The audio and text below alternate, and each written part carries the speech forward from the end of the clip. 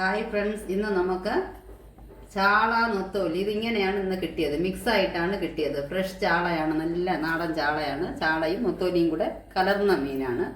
പിന്നീട് കീരിച്ചാള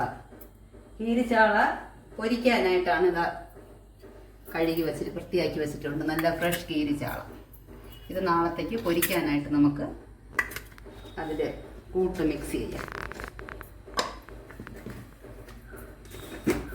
മുളക് പൊടി ഇടാം.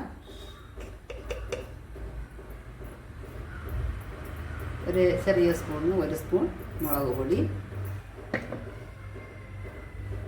ഇത് കൂട്ടാൻ വയ്ക്കാവുള്ളതിനും 1 സ്പൂൺ മുളക് പൊടി. ഇത് കുറച്ച് തേങ്ങ, 1 പിടി തേങ്ങയിൽ 1 സ്പൂൺ മുളക് പൊടി ഇടുകയാണ്. ഒരു 1/4 സ്പൂൺ കൂടെ ഇടാം കൂട്ടാൻ വയ്ക്കാൻ. 4-5 ചെറിയ ഉള്ളി, വലുതാണെങ്കിൽ 4-5 എണ്ണം, 2 എണ്ണം മതിയാവും. ചെറുതായതുകൊണ്ട് ഞാനിതിൽ 4-5 ചെറിയ ഉള്ളി, തേങ്ങ, വറ്റൽമുളക്. ഇനി മഞ്ഞൾപ്പൊടി,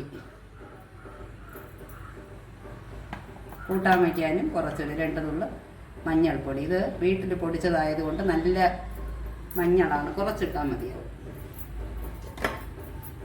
എന്നിട്ട് കുരുമുളകിൻ്റെ പൊടി, അത് പൊരിക്കാനുള്ളതിന് മാത്രം ഒരു 1/2 സ്പൂൺ കുരുമുളക് പൊടി. അത് കഴിഞ്ഞ് പൊടി ഉപ്പ്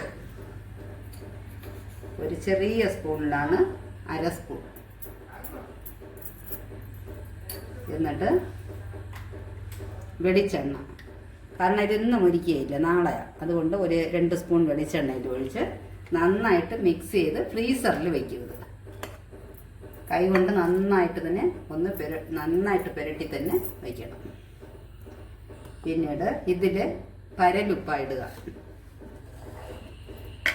പരലുപ്പ് ഒരു ചെറിയ സ്പൂണിന് ഒരു 3/4 സ്പൂൺ പരലുപ്പ്. പിന്നീട് ഈ കൂട്ട് അരച്ചതിൽ ചേർത്തിട്ട് ഇതിന് കൂടെ കൂട്ടാൻ വയ്ക്കുന്ന മീനിൽ മിക്സ് ചെയ്യാനാണ്. ഇതൊരു നാടൻ മാങ്ങ, നല്ല പുളിപ്പുള്ള മാങ്ങയാണ്.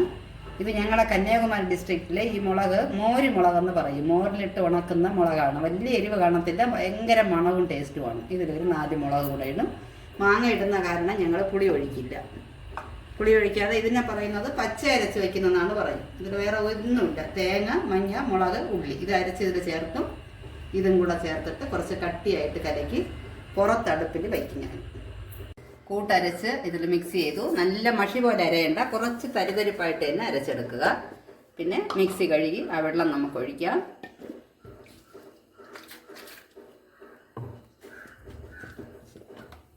മിക്സി കഴുകി വെള്ളം ഒഴിച്ചു. മാങ്ങയും പച്ചമുളകും കഴുകി അരിഞ്ഞു വെച്ചിട്ടുണ്ട്,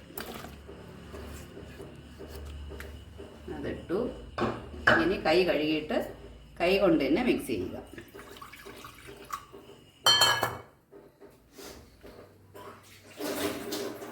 കൈ കൊണ്ട് നന്നായിട്ട് മിക്സ് ചെയ്യണം.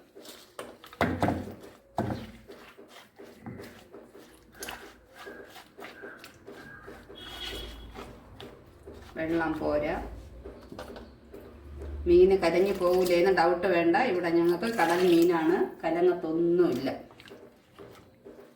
ഇന്നൊരു 10-20 മിനിറ്റ് അടുപ്പിൽ വെച്ച് വേവിച്ച് ഏതാണ്ട് വറ്റി വരുമ്പോൾ കറി ലീവ്സ് ഇടണം.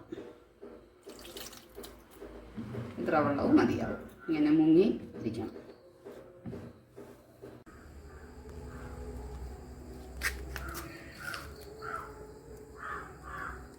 അങ്ങനെ നൊത്തോലി, ചാള, മാങ്ങയും പച്ചമുളകും ഇട്ട് പച്ചയരച്ച് വറ്റിച്ച മീൻ റെഡി ആയിട്ടുണ്ട്. നല്ല ടേസ്റ്റാണ് ഫ്രണ്ട്സ്. എല്ലാവരും ട്രൈ ചെയ്ത് നോക്കണം. ഓക്കെ, ഇതുപോലെ ഒരു വീഡിയോയുമായി വീണ്ടും കാണാം. Okay, by.